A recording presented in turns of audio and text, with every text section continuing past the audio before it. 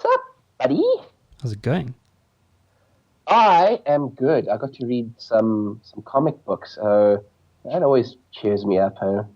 Dude, I'm actually surprised. I'm always scared I'm never going to get anything, but this week worked out in a weird organic way where you'll see I took a way left turn, but it felt cool. And so, and I got to read more than I thought I would have. So I'm happy about that. But I don't know if we should roll the intro first and then jump in. That's a great idea.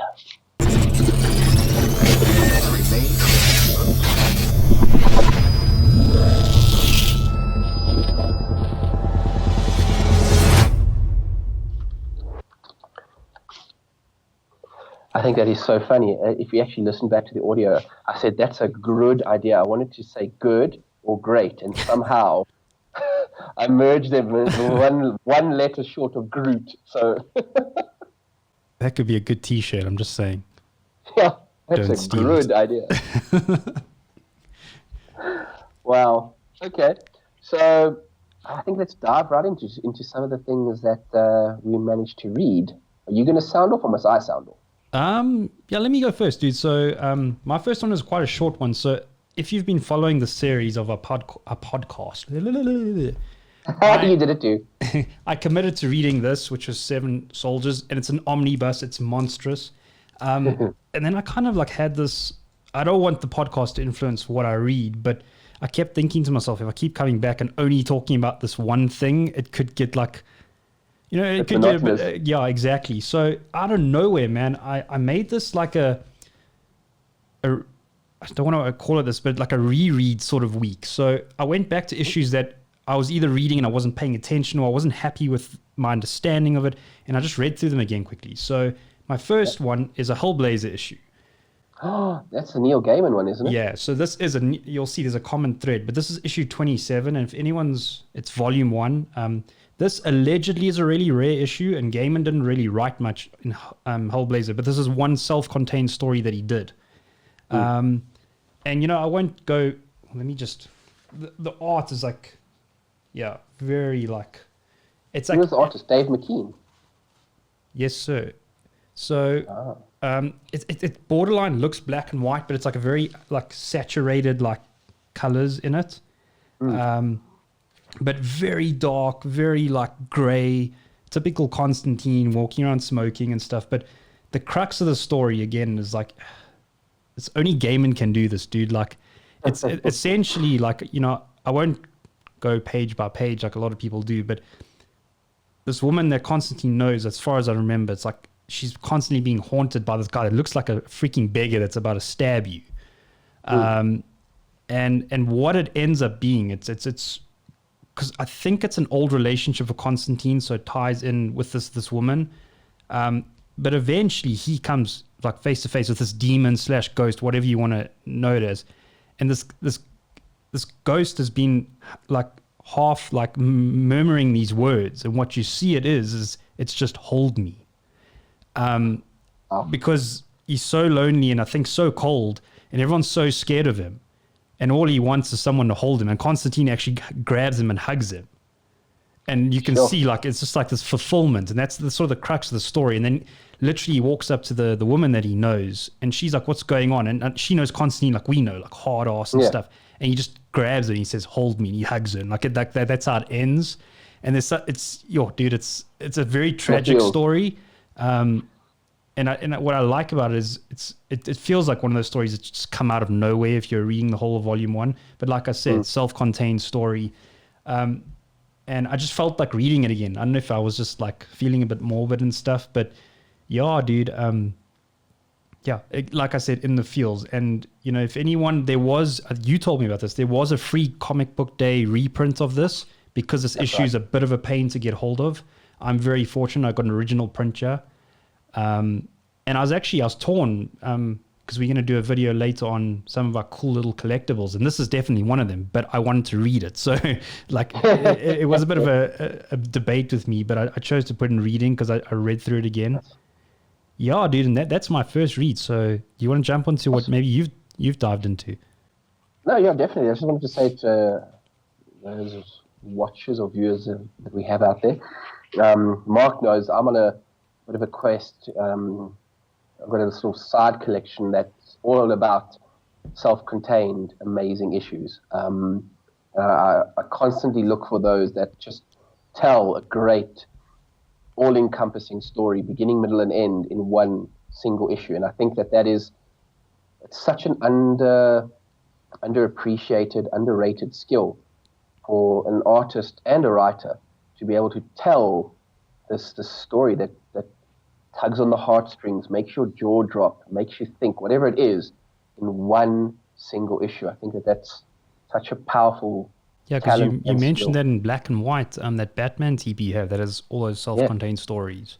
I'm still keen to get hold of that. So yeah, man. So kudos to you for that, and if our readers can find it, grab it. It's in my collection for that very reason, and it's on all the lists I found. It's there. So what I started reading was quite a different one for me, and I grabbed it a while ago, and it is the new run, The Immortal Hulk, written by, I think it's Ewing, and I think the art is a few different people. All the covers are done by Alex Ross. Very cool, freaky sort of. I just want to say, it does seem like you're making up for you're doing Marvel and indie, and I'm just like DC.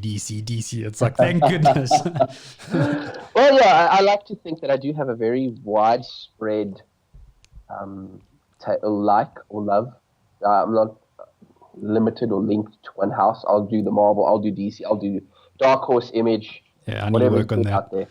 And I must say, dude, this particular story is, the thing that I loved about the first one is, as we know, this was a series of comics that came out month on month on month, and then the graphic novels are just, I think this first one is issues 1 to 5 that make up the first sort of story arc bundled together.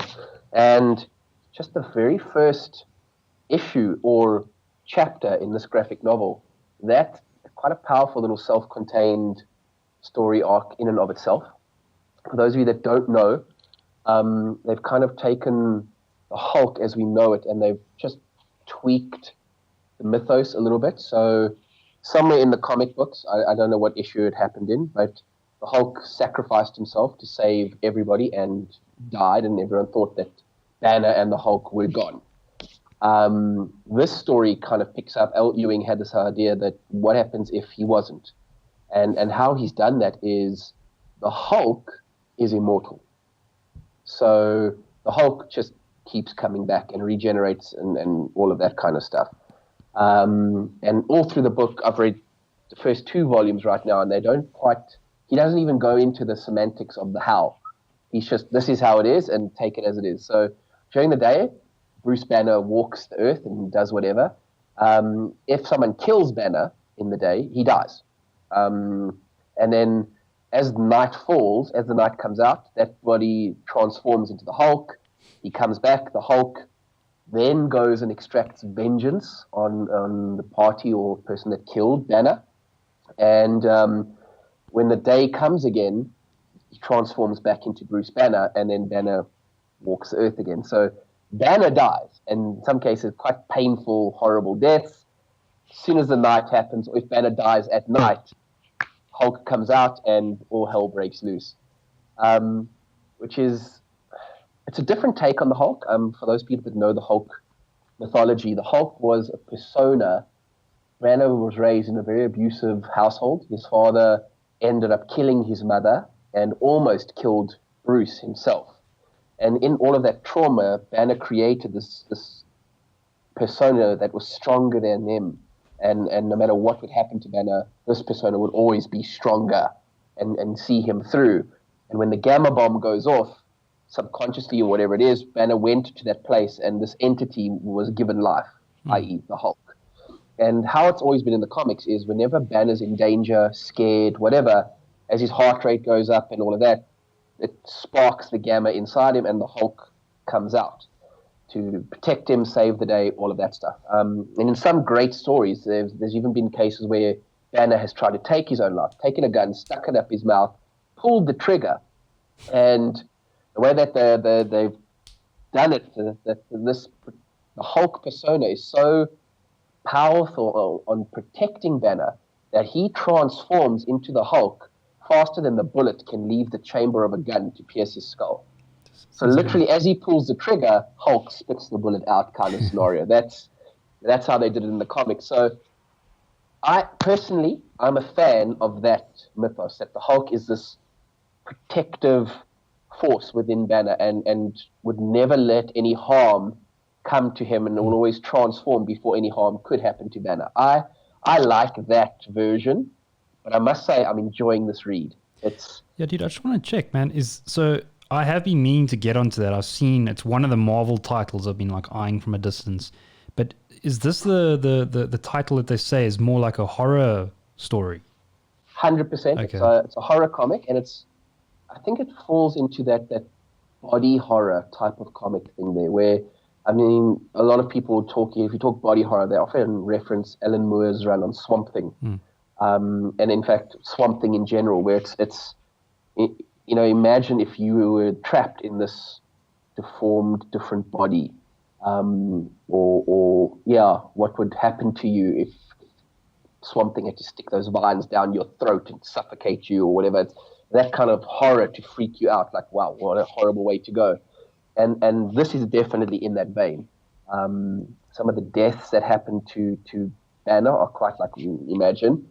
Some of the villains that Hulk comes across that are dabbling with Gamma, what happens to them, yeah, it's freaky. It's nice, chilling horror kind of story. It's certainly not R-rated, i.e.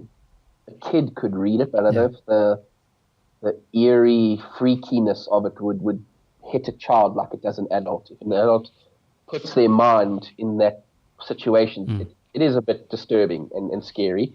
And I found that the second volume is more to that, more in that body horror, more gory, spines being ripped out, bodies being like exploded in a way at times. And actually what they do in the second one, I don't want to give too much away, but there's also a scene where they chop the Hulk up. And there's a scene, splash page, where it's in a lab and the Hulk is in many pieces in different jars. Jeez. In this lab, but alive. Like the eyes are open, he's smiling, he's whatever, his head is in this jar, hand in another jar, foot in another jar. They've opened him up so his lungs are sitting in a jar, his heart in another jar. Quite eerie in that regard, but he's still alive. So I think the body horror comes in there.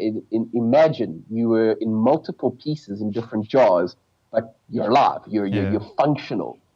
But I am enjoying it. I must say, I like this take on it. I like this that Banner dies, Hulk is the one who gets resurrected, and then as morning comes, Banner alive again when he transforms back. So he's not immortal, but he is in a way through Hulk as his conduit. I like how L. Ewing's written this. I think almost every chapter ends on a cliffhanger.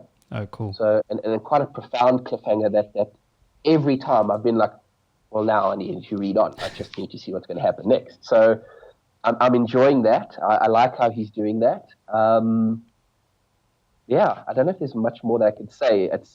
It's a good read. So Volume 1, Volume 2 that I've read here. Volume 2 has the Absorbing Man that goes up against Hulk 2, one of his all-time villains. And again, dude, I must say, I am fortunate enough to have Volume 3. I'm going to be reading Volume 3 because Volume 2 ends on this Hulk dropping this sort of bombshell on you, and as the reader, you're like, what? Have to read more now. Nice. On a side note, dude, I know this is not relevant, but you mentioned Alan Moore's Swamp Thing, but apparently the CW universe has bought the series rights to Swamp Thing.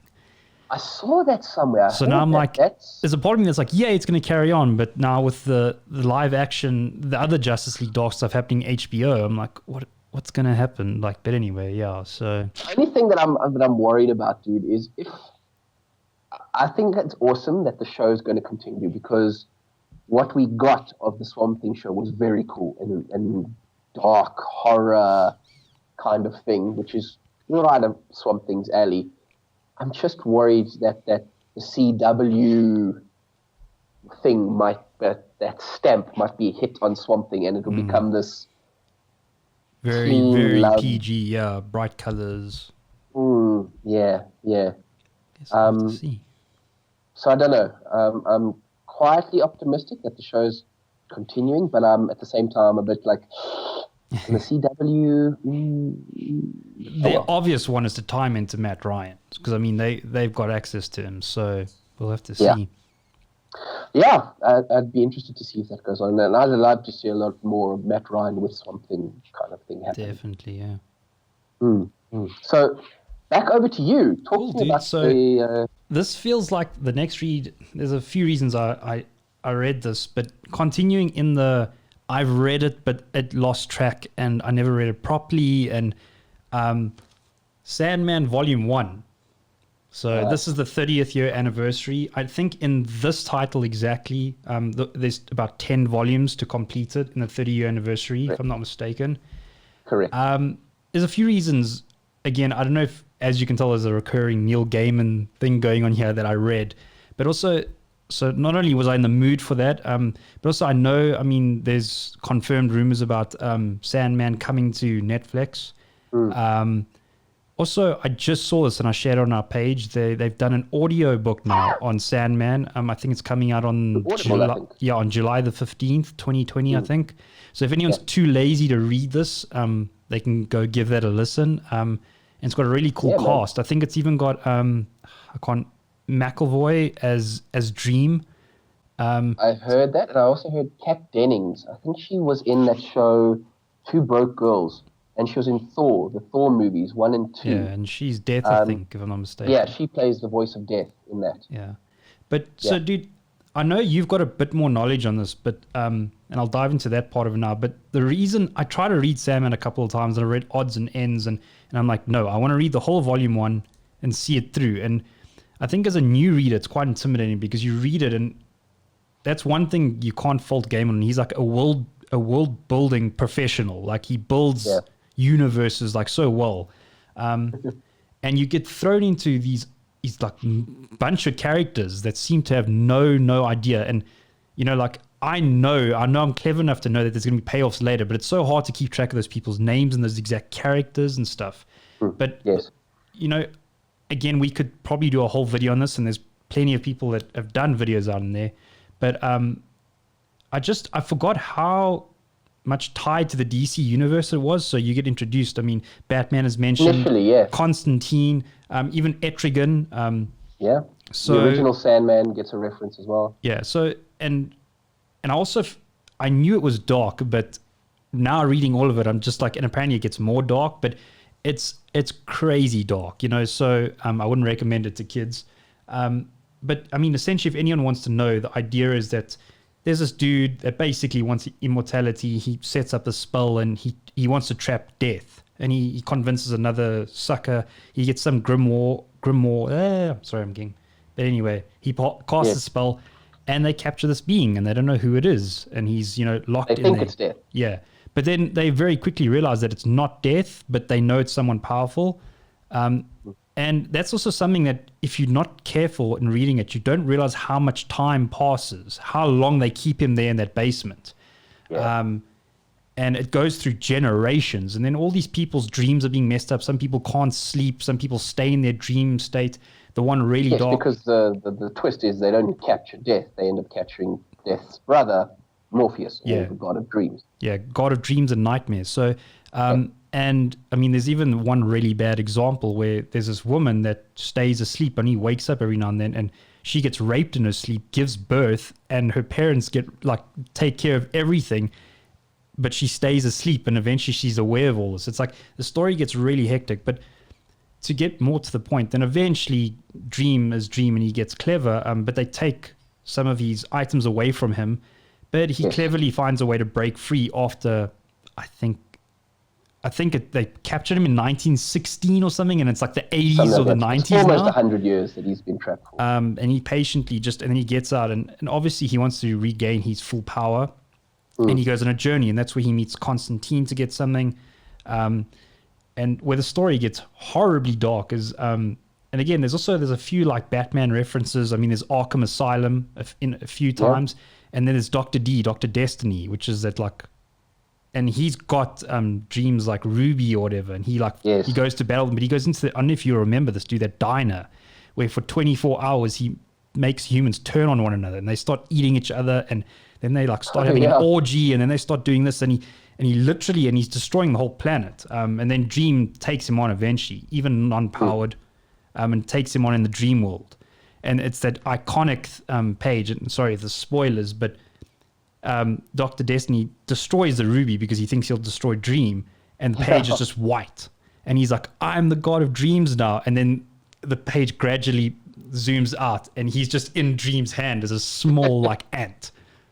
And now Dream like has his full power back. So there's so many like iconic things. And then there's when he goes to hell, and you get to meet Lucifer, and he has to have that Lucifer Morningstar from the TV show. And he has that bargaining game with the demon that's got his item, and that's in the feels moment, dude. I don't know if there's a name for the game. It's quite well known. But you got to always one up someone.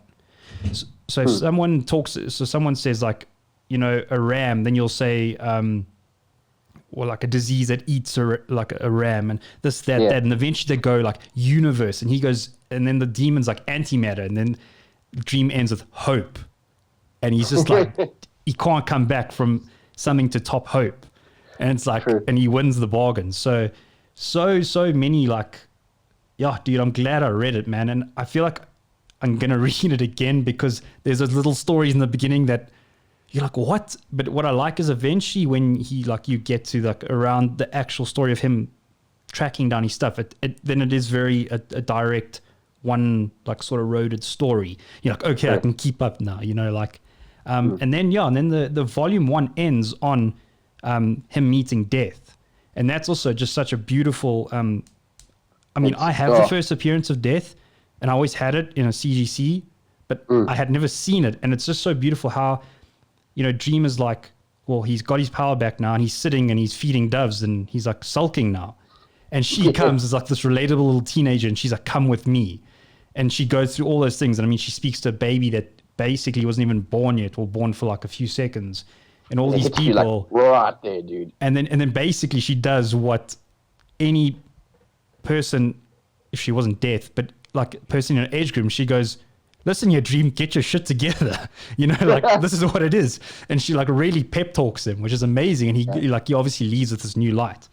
Now, dude, you'll see if you read other volumes within the series, she constantly and the way Gaiman does it is there will be a character there, and at first, unassuming, you don't quite make the connection, and then Morpheus clicks who it is, and starts talking to like Death, and then she reveals herself, and it's every time she makes appearances, it's kind of what you're saying there. It hits you in the feels, man. She interacts with humans and stuff, and always leaves these sort of like mind-blowing thoughts with you, the reader, and with Morpheus. Gaiman uses her so well throughout the story. Yeah, dude, and so far she actually is my favorite character. Like officially now that I've actually sat down and read it properly. Like, and last thing, I think you told me this, and I did research. But what I find really incredible is, Gaiman admitted this, that he didn't know where the title was going. So back then the miniseries were like 8 issues. Yes. So he wrote it till then. That's kind of all he had. Well, I think the way it goes is he had, I think, 4 or 6 issues to make up his story, and he needed to fill the last 2, and he came up with these ideas to get 8 for a volume, and exactly what you're saying, he didn't know if they were going to continue, if they were going to say, cool, end it there, and it just, the first issues exploded so big, I think by the time Death gets introduced, it was just this mammoth tidal wave. I mean, it is the defining title that created Vertigo, and the kind of the standard that all Vertigo comics were measured against. So, the way I understand the story, Karen Berger approached him and said, like, it's kind of initially it's slipping under the DC editorial radar. So main DC editorial, they don't know what's going on in this title. Do you have more? Because sales are going up and up and up. And he was like, yeah, I think I have more to it. And 10 volumes later, I mean, I think it was 60-something or close to 70 comics in totality to tell the whole story. So, yeah, man, Gaiman, And what I love about it, it has a definitive end. He had a proper end in mind, and it's just masterfully done. You'll see when it gets to the end there how he does everything. I'm keen. Okay. Yeah, dude, it's yeah, it's good. Yeah, and I think it's worth mentioning, like, I know we usually do this separately, but volume 2 is on my to read list. And then, Nice. just carrying on with Seven Soldiers. So that's kind of like my list. But yeah, dude, I think you have one more read that you've done that you want to mention. I have a few more. Maybe we should cover that in another clip or something. Okay. Because I think that's going to lead me to a few more discussions. Okay, well, then maybe let's end off. What are you committing to reading? Or does that interfere? Okay. So I think there's a few. So I'm going to read at least volume 3 of this Immortal Hulk. I think I've only got up to volume 3, so that's not a bad thing. I'm going to talk about the next one that I'm going to read, so I'll probably in that clip I'll talk about that too. And then one that I am going to cover, that's been on my radar for a while, House of X and Powers of X by the amazing Jonathan Hickman. I think it's a maxi series. I think there were 6 issues that made up House of X, and 6 issues that made up Powers of X. And this is literally Jonathan Hickman redefining the X-Men for the very good foreseeable future. Nice. And everyone that I know that's read it in whatever capacity, X-Men fans, semi-X-Men fans, whatever, have all gone, wow. Nice. And it's dude, for me, it doesn't even surprise me. Jonathan Hickman, for me, he's almost Morrison-esque in terms of if he writes something and he's excited about it, he's invested in it, it's going to blow you away. He's that good of a writer for me. Hickman's right up there. Fraction is one of those writers too. There's a few handful of this new current generation of writers that are so on point in the stuff that they're doing, man. Jeff Lemire is another one that comes to mind, Jason Aaron. So, yeah, man, I'm excited to read it, and yeah, it might take me a couple weeks in amongst all the other things that are popping on my radar. I feel like I'm a bit of an OCD kid here, but yeah, that's the overarching one I've committed to read. Cool. So, if you liked what Mark and I were talking about here, or just like our content in general, please like, subscribe, and hit the bell notification for more videos. And yeah, do us a favor and find us on the social media platforms like Facebook and Instagram. See you in the next video.